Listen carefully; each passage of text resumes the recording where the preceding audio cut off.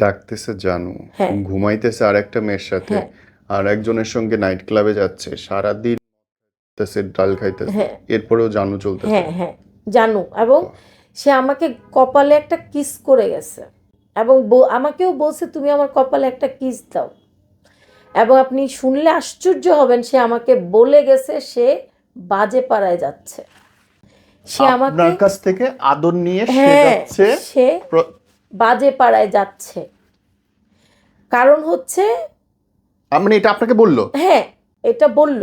কারণ হচ্ছে তার ঠিক কয়েকদিন আগেই, মানে র্যান্ডম, তো সে তো তার শারীরিক চাহিদা তো মিটায় আসতেছে, আমার কাছে এসে তো ওটার তাপ নাই, হ্যাঁ। না থাকার কারণে সে বলতেছে আমি ফেইলর, আমার কাছ থেকে দুর্গন্ধ আসতেছে, আমি ফেইলর, আমি তাকে পোষাতে পারছি না। কেমনে?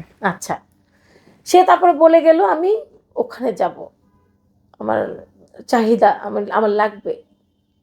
আমি বললাম যাও, আমার চোখ দিয়ে পানি পড়তেছে, তো এখনো চোখ ভেজা। আমি বললাম যাও। আমাকে বললো জানো আমাকে একটা কপালে কিস দিয়ে দিবা।